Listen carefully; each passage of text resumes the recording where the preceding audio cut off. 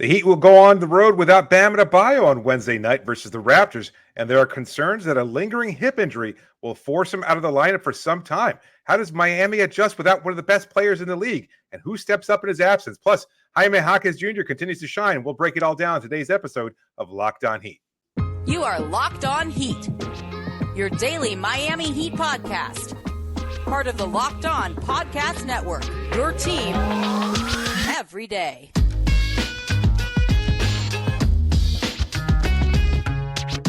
All right, welcome to Locked On Heat, your daily podcast on the Miami Heat. I'm Wes Goldberg. Joining me, as always, David Ramil. Wherever you're tuning in on YouTube, Odyssey, your favorite podcast app. Thanks so much for making Locked On Heat your first to listen every day. We'll discuss Jaime Jaquez Jr. winning Rookie of the Month and make our December predictions in a minute. But let's start with the latest injury news. Bam Adebayo saying after practice on Tuesday that he has, quote, no idea when he'll return from this left hip injury. He's ruled out for Wednesday night's game in Toronto. That'll be his fifth game he's missed this season with the injury. Haywood Highsmith also out with a lower back injury. Spoelstra called both of them day-to-day, but it's not sounding very good. I want to focus on Bam here, David. The Heat are 1-3 without Bam this season. The only game that they won was because they made 57% of their three-pointers. That was a game against the Cavaliers. They gave up 144 points to the Pacers without Bam on Saturday. The question is simple here, David. Who needs to step up while Bam is out for the Heat to keep their head above water?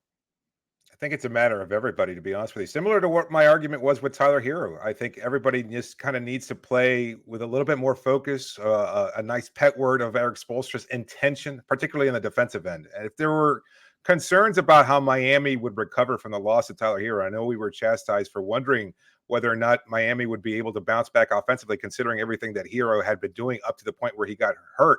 I'm much more concerned about the Heat as a whole trying to figure out and replace what Bam Adebayo can do. He is irreplaceable on Miami's roster. You could make a strong case that even Jimmy Butler, you can get some similar contribution out of Jaime Jaquez and other players. But what Bam does at the defensive end and the opportunities that he provides offensively, plus the actual scoring that he has provided this season, is irreplaceable. But if there's a clear answer in terms of who has to step up the most, it's Jimmy Butler. Like, he is the star of this team. And without your co-star in Bam Adebayo, he needs to take his game to yet another level. We've talked about the inconsistent start to the season, but he's seen flashes of him being able to provide that north of 30 point per game scoring, getting to the line, slowing the pace down, putting his imprint on the defensive end. He's the one who has to lead things in Miami in order for them to have a chance to kind of weather the storm without Bam in the lineup. You're 100% right. Look, we talk about next man up a lot, or not. We don't, but NBA media, like the basketball world does, Eric Spoelstra does, like next man up, and it's cute, right? And look, I get it. Like Orlando Robinson's going to probably start in Bam Adebayo's place. Like somebody has to play the minutes, sure. And you got to get something out of those guys. But it's not on Orlando Robinson or even some sort of amalgamation of Orlando Robinson, Thomas Bryant, and Kevin Love. It's not on Jaime Jaquez. It's not on any of these other guys who are worse players than Bam Adebayo to be as good as Bam Adebayo. That's insane. It's on the stars. It goes on the stars. You're exactly right here. And the star right now on the team, with Tyler Hero also injured, is Jimmy Butler. And he just flatly needs to be better. When you and I did our two-part series kind of evaluating everybody's game or performance 20 games into the season, the thing that I said about Jimmy Butler was just play like a star more often. When the Heat, when Jimmy Butler has a usage rating of 30% or more, in other words, when he uses when he either shoots or passes out of 30% of Miami's possessions, the Heat are 3-1. The Heat are 3-1 this season. That's the opposite of what the Heat are when Bam is injured, when they're 1-3. Just go out and be the star player. He's the only one that can lift them to great heights, right? You can't ask Orlando Robinson or other players to step up and do that, even for a one-game basis. It's not fair, especially when you're not really sure how long Bam is going to be out in the first place. So it is Jimmy Butler. It starts with Jimmy Butler, and quite frankly, I think it ends with Jimmy Butler. He just needs to be the star player. Yeah, he needs to take over. We've seen Jimmy kind of gauge the tempo of the game throughout his career, especially here in Miami. He kind of just figures it out, and he's been very good at determining whether he needs to go off or whether he needs to be the guy to kind of get other players going. But I don't think he can afford to wait in however long Bam is out. He needs to be much more active and kind of enforcing his will right away and then have everybody feed off of that. If Jimmy sets the tone early on, and then he can get guys like Duncan going, or Orlando Robinson, or whoever else is on the lineup with him, Kyle Lowry, that's another guy who does need to step up as well, but he's a secondary option. It's Jimmy. It starts with Jimmy. He needs to get it going. He needs to put that defense, making them uncomfortable as they're trying to guard him, because he can command those double teams maybe more than any other player on this roster. And then from that point, it'll be a trickle-down effect where everybody kind of feeds off of that, and it continues to build throughout the game. So we'll see what kind of performance Jimmy is ready for on Wednesday. The only game the Heat won, again, that Cavaliers game, Jimmy Butler played in that game. Bam Adebayo did not. That was the game where they shot 57%, 20 of 35 from three-point range. Jimmy Butler in that game scored 10 points on 12 shots. The shot wasn't going in, but he did have 9 assists. He was a plus 23 when he was on the court. It felt like in that game he was getting other guys involved. Yeah.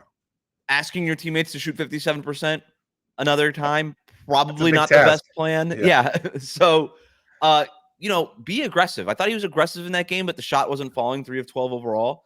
But be aggressive. That's fine.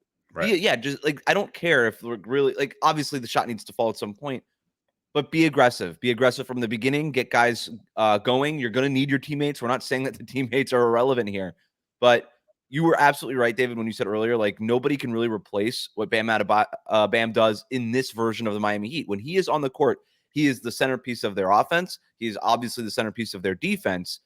But that doesn't mean that when he's out, you can't, like, recenter the offense and the defense around somebody else, right? And that person is Jimmy Butler. He is now he's everything. The gravitational pull revolves around him now, right? Offensively, it's his post ups that they're going to be playing through. It's his pick and roll with Kyle Lowry, the small pick and roll. If you could, the Kevin Love pick and pop, if you could develop something with Orlando Robinson or Thomas Bryant, that's great too. But that's going to be the fulcrum of the offense. And then defensively, it's just going to be a lot of switch everything. It's going to be a little bit smaller. If it's Orlando Robinson, they're probably going to be playing drop. If it's Kevin Love, they'll probably play to the touch. But no matter what, it's going to be Jimmy Butler setting the tone for guys like Jaime and Caleb Martin to jump those passing lanes, create those turnovers, understanding that they're not going to be as stout on the back line, maybe having to create some more turnovers, create some more chaos opportunities, transition opportunities that all those guys thrive in. Against Toronto's tall lineup, who do you think gets to start? Caleb? I think it's Orlando. Orlando gets a start, and then who fits in for Haywood Highsmith? I think that's the bigger question. It's Caleb Martin started the second half when Highsmith wasn't available versus the Pacers. Yeah, that would be my pick. I would say it's probably Caleb Martin, and that kind of clears the space for Jaime Jaquez to kind of be that guy off the bench. Yeah, I agree there. I think he's shown that he can embrace that role. It's going to be interesting. Kevin Love comes off the bench. You're going to see some Thomas Bryant minutes, and he'll need to step up in that. If he wants an opportunity to get more playing time, this is where it begins. Oh, yeah. Yeah, he absolutely. If he can show Eric Spoelstra that he can buckle down on defense and then continue to, muscle his way inside for some easy points, be a good pick and roll screener, somebody who can cut to the rim. If he can do all that off-ball work and then get fed in the low post and make an impact there and even stretch the floor out, then we'll see some extended minutes for him as long as Bam is out. But this is a good opportunity for him and Orlando to both step up. Well said. Jaime Jaquez Jr., he has stepped up for most of the season, so much so that he was named the Eastern Conference Rookie of the Month. We dive into the stats and what it means for the Heat going forward after this.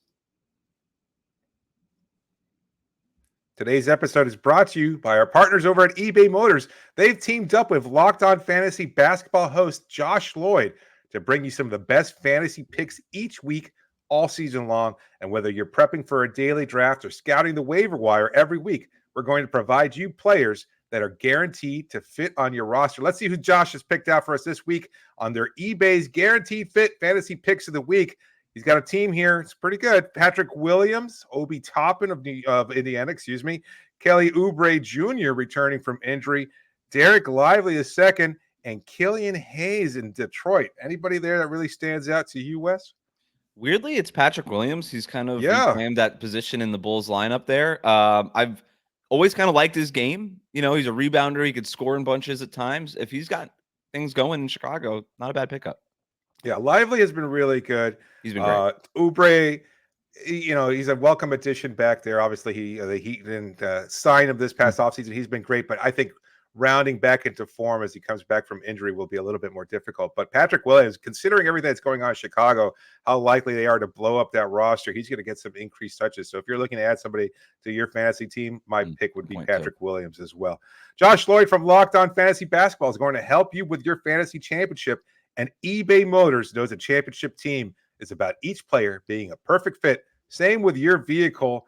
And look, they've got such a great selection of parts for your car or truck.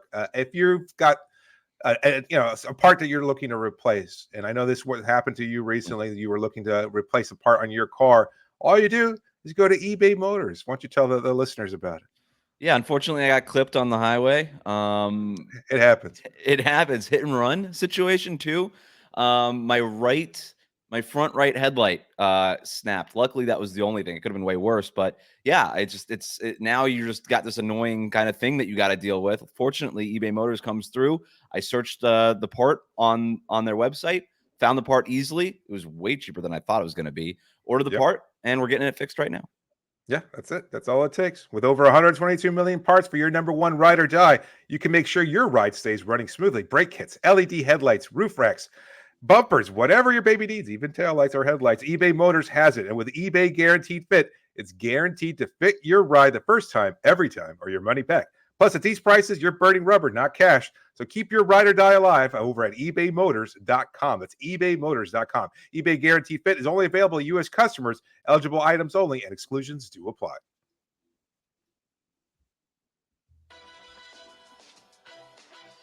Thanks for making Locked On Heat your first listen every day. Make sure you're subscribed on YouTube and your favorite podcast app. Locked On has launched the first ever national sports 24/7 streaming channel on YouTube. Locked On Sports Today is here for you 24/7, covering the top sports stories of the day with the local experts of Locked On, plus our national shows covering every league. Go to Locked On Sports Today on YouTube and subscribe to the first ever national sports 24/7 streaming channel. All right, let's talk about Jaime Jaquez Jr., one of our favorite topics around here. We will talk about how many games the Heat might win in December when we make our predictions later on in the show. But we got some news. Jaquez named Eastern Conference Rookie of the Month. He's averaging 12 points on 52% shooting, 39% on threes, 3.9 rebounds, 2.6 assists, and 1.1 steals per game. He's the fifth Heat rookie ever to win the award. Quick trivia, David. Can you name the rookies that have won for the Miami Heat Rookie of the Month? Let's see. I know Caron Butler did it. I know Dwayne Wade did not do it. Let's see. Caron. Now I'm drawing a blank. Bam, he did not do it. Tyler did not. Never Bam, never Tyler. We have one rookie from. You're gonna kick yourself. We do have one rookie. Michael Beasley. Yes, that's one. He won it once. Okay. And then we have one rookie who won during the Jimmy Butler era. 3 times, actually. Oh, Kendrick Nunn. And then we have one other rookie who's won, and he is currently on the Heat's roster. Oh, wow. I don't know. Who is it? Josh Richardson. Oh, Josh Richardson. I see that. Considering he won his because he had that second half surge, and then he shot like 1,000,000% from 3-point range like for the second half of the year. So he probably won in like February, March, April, something like that. Interesting. That's a good honor for Josh. Yeah, he was an impactful rookie, certainly, in that second half of the season. It was a nice round back year after they had been a lottery team the year after LeBron left in 2014, and then he bounced back pretty well. Jaquez, though, you and I have had this conversation. We were kind of wondering whether or not he was actually getting the attention, and then you see lately, even before this award, you've got JJ Redick, which, we talked about this last week, but saying on his podcast that he was the third best rookie behind Wembanyama and Chet. I heard Zach Lowe on his podcast say affectionately, it's almost annoying what a perfect Heat player he is on his show, which is a great way to describe it, because I would agree. Bill Simmons on Twitter saying I can't root against Jaquez. He's too in my wheelhouse. Yeah. He's the guy. I think he's your favorite NBA's analyst favorite rookie this year, right now. I think that's Jaime Jaquez Jr. Are you buying in on the national attention? Do you think he's starting to get that attention that you believe he deserves?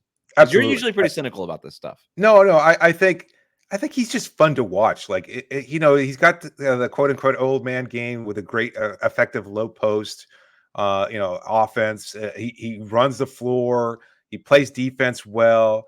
He just constantly in motion, doing stuff. Your catchphrase for Mhm. Jaime.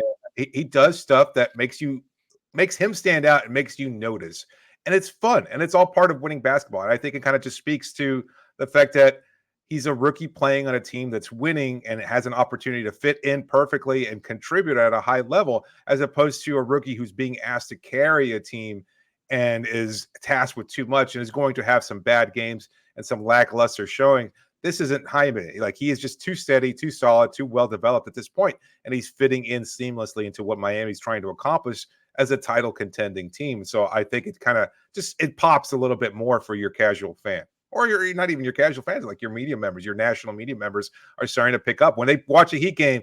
Who's the guy that stands out? Hey, that rookie comes in here, Yes. hair flying everywhere, flying around the floor, doing everything, making things happen for Miami, and that's going to stand out. It's going to get some notice.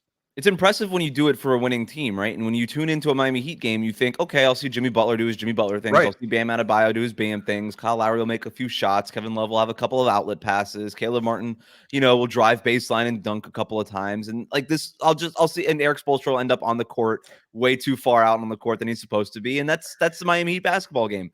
And then all of a sudden you see Juan Wick just flying up and down the court, like just doing a Jimmy Butler impression. You're like, what's going on? Who is this guy? Is that a 360 dunk? Like, what's going on? He's making threes off the bench. And so, yeah, it is, I think, kind of alarming in a good way when you tune into a Heat game. If you're a national person, right? You're not somebody watching every game. Maybe you watch the Heat, but you're really, tuned into basketball. You're watching the Heat maybe once a week, perhaps, and you see him and he just consistently performs. And it doesn't really matter what Heat game it is that you're turning into, because he's consistent. And it's not like a pop here and a pop there, right? Right. It's that consistent, like 12 points per game, a handful of rebounds, a couple of assists, making the open threes, playing good defense. Like, he is going to pop on an every night basis. So if you're somebody that's not tuned in every single night, but maybe perhaps once a week, he's still going to pop for even that person too. We should have 2 awards, I think, for Rookie of the Year now. Okay. And I don't really mean this, but I'm just going to say it anyway. We're going to have 2 awards for Rookie of the Year. We have the Rookie of the Year, the obvious one, right? That's the one that just goes to the Rookie of the Year. The biggest name, the starriest player, the most productive. Like, that's the one. It's going to go to Chet or Wemby this year. Like, Jaime Jaquez has got no shot at winning Rookie of the Year, unfortunately. And honestly, he shouldn't. Like, Wemby has been so productive and Chet has been so amazing. Like, it's a 2-man race between those 2 guys unless something crazy happens. But there's also should be like the hipster Rookie of the Year. Like last year, for instance, it was Paolo Banchero. He was a runaway Rookie of the Year. He's scoring almost 20 points per game. It was like, yeah, obviously that guy. He's the most productive. He's got, and there's something to be said also about shouldering a real load, where Jaime, it's like, if he doesn't show up one night, it's not a big deal. Like for somebody like Paolo last year or Wemby this year, or even Chet this year, if he doesn't show up, it is an issue for their team. That team. Well, that's not fair. I don't think you could use Chet there. Like, they've got an MVP candidate in Shai Gilgeous-Alexander. Like, that's fair, I guess, but might already be their second best player. Chet. Yeah, I think that's fair. Like, that's not Jaime is not in that. I mean, it's Jaime is closer to Chet than Wemby or like Paolo last year. But yeah, I'm with you. You're right. It's worth mentioning. But Jalen Williams last year for OKC was sort of the hipster pick, right? He was like, wow, he's doing this for a plucky, winning more than we thought Thunder team last year. Right. Like, should we actually vote this guy because he's actually making an impact towards winning? Where Paolo Banchero, the Magic won more games than you thought, but they weren't like a winning team last year either. So I don't know. You should have like the productive, obvious Rookie of the Year, and maybe the hipster Rookie of the Year as an unofficial award. Jalen Williams probably would have won it last year. And I think Jaime Jaquez is probably the front runner for hipster Rookie of the Year this year.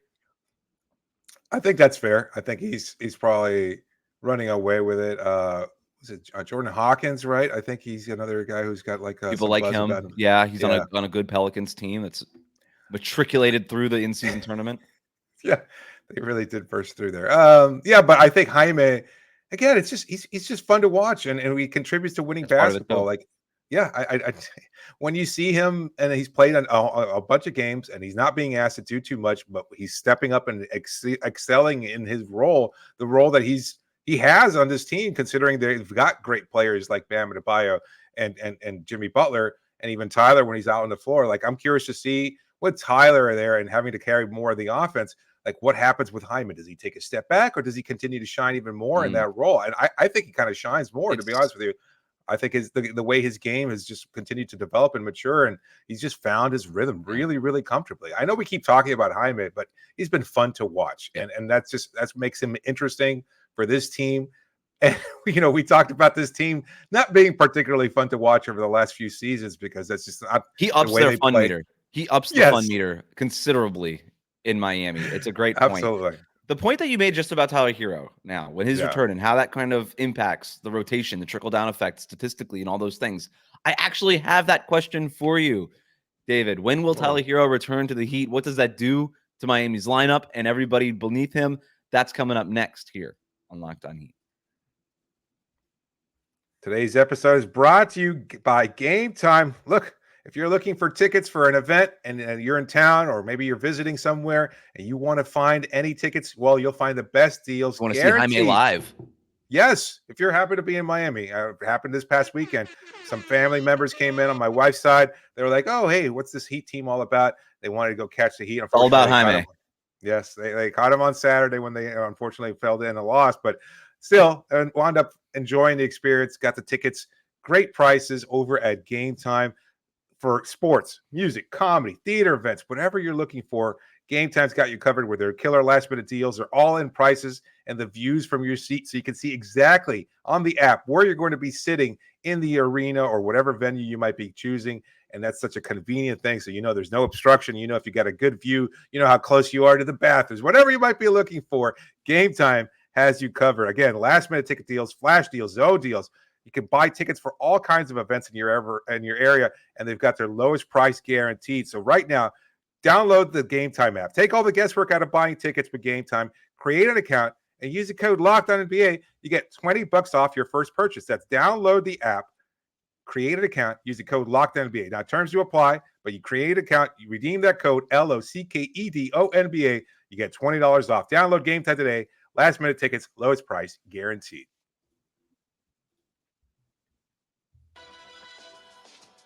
Thanks for making Locked On Heat your first listen every day. Every dayers, tune in tonight for our post-game reactions to the Heat's game in Toronto. Make sure you're subscribed on YouTube and your favorite podcast app. Let's get to some over-under predictions for the month of December. The Heat are 0-1 to start December after that loss to Indiana, but play 7 of their next 12 games at home. The schedule gets a little bit easier than the start of the schedule. I want to get to some predictions, some over-unders for the month. Let's get started right away, David, with Heat wins. Okay, the over-under here, 6.5. Understanding that Bam Adebayo is going to be missing maybe a couple games here. Tyler Hero still don't have him back. 7 of those next 13 games, though, David, are at home. Miami's opponent winning percentage, 48%. So they're playing mostly losing teams. They only have one back-to-back in the month. Charlotte, December 13th, followed by versus the Bulls at home, December 14th. So a home-and-home back-to-back, not the worst thing in the world. So after a rough start, scheduling-wise, December looks considerably easier for Miami. So I'll ask you again, Heat wins over-under 6.5 in the month of December. 13 total games left to play? 12. They had their they lost their first of the 13. Right. I'd go with the over on that pretty easy. I think they go 8-4 over those 12 games. I'm gonna go with you on that. I think that's fine. You look ahead to the schedule. I mean, it's pretty light. Toronto tonight. The Raptors have their own concerns. They're not a scary team, right? Cleveland, I don't know what's going on with them, and you get them at home on a Friday night. I like that matchup for Miami also. The big part for that Cavaliers matchup, I think, is whether or not Bam Adebayo is available. If he's available, I really like Miami in that matchup. If not, then I have some questions about their size. But you can get like Kevin Love did not play in Cleveland the first time these two teams met for personal reasons. He missed that game. But he could maybe have a little bit of a revenge game here at home in his new house, in his new home, Miami, as he said. Maybe something there. And then you get 2 games against Charlotte, 2 games against Chicago, maybe a chance to pad the win stats there. It gets a little rougher, though, to end the month. Against the Timberwolves at home, in Orlando, then against the Hawks, the Sixers, in Golden State. That's never an easy game to travel to at the end of the year, even though the Warriors have had their own share of concerns. And then in Utah, also a place where Oof. Miami has had issues. But December 30th, is that like, it was December 31st last year that Tyler Hero hit the game winner on New Year's Eve, right?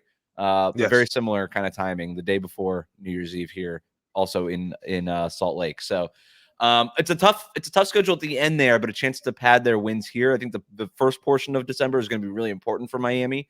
If you've got them at 8 wins, I'm okay with that. They're already one behind the 8 ball there, but 6.5 seems like a good over under. I'll also take the over.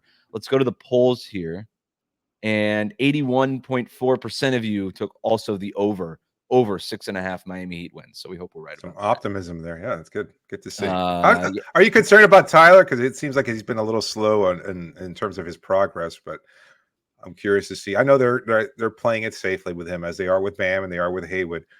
But do you think that he'll be back in the lineup sooner than expected? Well, it brings us to our next one. Tyler Hero, games played, 5.5. Whoa, what a segue. Over under 5.5 games. I'm going to go under here on this because even when he does come back, you never know with these ankles. Like, it could bother him. That second night of a back-to-back could be already a scheduled day off for him. Even if he is back by then. Let's say he's back by next week.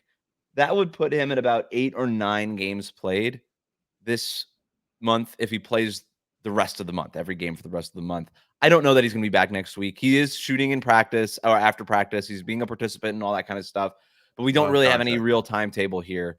And so I'm going to probably go less than 5.5, but I tend to be cautious by nature.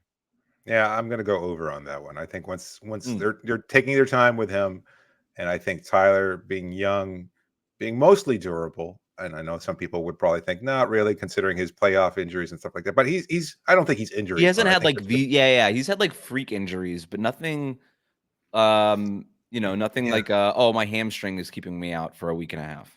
I talked to Rod Boone once. You might not know who he is if you're listening to this podcast, but he is the co-host of Locked On Jazz, alongside David Locke, and he's the co-radio broadcaster there alongside David, and he played like the longest active playing streak in terms of like not before AC Green broke that record, it was Rod's, and he just told me it was luck. Like, there's just something, you get nagging injuries here and there, but you just have to be really lucky. There's nothing that you can do to prevent injury. And with Tyler, he just had bad luck. There's nothing he can do differently. He's not an injury-prone player, but that broken hand is a freak injury, right? The one that kept him out of the playoffs last year. So absolutely diving to the floor. I mean, we saw that. We saw Kevin Love. Kevin Love, older player. You'd think he could dive to the floor and he's going to wind up, being wheeled out a la Paul Pierce on a wheelchair. But no, sometimes it just happens. So 64% of you said under 5.5 games, according to really 64% said under. We don't know when he's coming back. I could probably put under 1.5 games if people probably would have just still taken the under. All right. We did Heat wins. We did all right. Bam Adebayo games played. Who has no idea when he's coming back? Over under 8.5. 8.5 games played for Bam in December. Wow. I'm going to go just over. I think he plays 9 out of the next 12 games. So if he comes back Wednesday, that would be next Wednesday, not today, Wednesday. Let's say he just misses a week. That would still give him 9 games played for the rest of the month. I don't know what this hip injury is going to do. It's not really kept him out from multiple games in a row. It has not kept him out for weeks in a row. It just sort of pops up here and there, and he has to miss a game here and there. Trying to play through it. So he's trying to play through it. It feels like now Miami is like, all right, instead of just trying to play through it, let's just get this thing under control. And so I'll probably still go the over. I don't feel awesome about it at 8.5, but it might just be the hair over. It might just be that 9, but that would get you to the over. On Twitter, 66.7% of you said under 8.5. Under 8.5. So we think that the Heat will win a bunch of games, but they're not going to have any of their good players. Apparently. Next man up. Heat culture permeating through the fans too. So they believe in this team. They still have enough. Speaking of, Jaime Jaquez Jr. over under points per game average in the month of December. So he's averaging 12 points per game so far this season. I think it was like 13 points something in the month of November alone. So over under points per game for just the month of December, over or under 11.5 points per game. I think with all the notoriety and all the buzz about his name, I think people are going to be a little bit more aware of what he does. And yet maybe I'm buying too strongly about this. I'm drinking the Kool-Aid completely. I think he's going to have the over on that. I think he's going to reach the over on that. I think we talked about this in that episode, the deep dive on Jaime's impact. Like, what are you going to take away from his game that he can't find some other opportunity to score? And maybe we're overhyping a young rookie, but I still think between the three-point shot, the low post efficiency, the fact that he can get to his spots, the mid-range game, he's got a really versatile, deep repertoire offensively. I think he's going to continue to draw more and more foul calls just by nature of his physicality. I don't see any reason why he wouldn't reach the over, to be 100% honest with you. The reason would be if that 39% shooting from three-point range starts to cool down, and it's going to happen at some point. No, it's just going to keep climbing. He's just going to keep climbing. He's going to shoot 80% by the end of the season. He's got a Jimmy Butler game, but he shoots like Klay Thompson. That's great. Greatest player of all time. Here we go. I'm gonna go the slate. I'm gonna go the under here. I'm gonna go the under on 11.5. And look, I think he'll be just as good, if not better. To the point you just made, that three-point shot is not going to fall like it's been falling all season long. I'm just I'm hedging on the slump here coming at some point. It's going to happen. Maybe it's too soon for the rookie wall, but I think just the shooting slump is just going to happen just by sheer variance and luck. But he still is going to impact the game defensively in the post as a playmaker. Maybe he leans a little bit more into that when Tyler Hero comes back. I think he could be a setup guy for Tyler in that second unit. I think he's going to be just as good and maybe even starts showing off more different parts of his game. Maybe they put him back in the post and run more of that UCLA action that they've gotten away from over the last few weeks because they just hand him the ball and let him go score instead of being more of a passer out of that position. When Tyler comes back, it's just going to be fewer shots for him, I think, and that's okay. He'll find a way to make an impact. But in terms of just the raw points per game numbers, the volume, I don't think it'll be there, and so I'll go under. But like you, our Twitter poll, they're drinking the Kool-Aid, 97% over. Wow. Jaime Jaquez, 11.5. Last one here. Caleb Martin, who's starting to round into form here, 9.5 points per game over under for the month of December. He's at 9.9 averaging now after a slow start. I think he goes over. I think we've seen him trend in the right direction, and with Bam missing time, with Haywood missing some time, I would expect him to be in the starting lineup and contributing more. So I'm going to go over. Great point on that. He's a good player. I got over 9.5 as well. 64% of you also took the over on that. Thanks to everybody who voted on our Twitter poll. Thanks to everybody who tuned in. Thanks for making Locked On Heat your first listen every day. Hit that subscribe button on YouTube. Follow us on your favorite podcast app, and make sure to tune in Wednesday night for our post-game reactions of tonight's game in Toronto.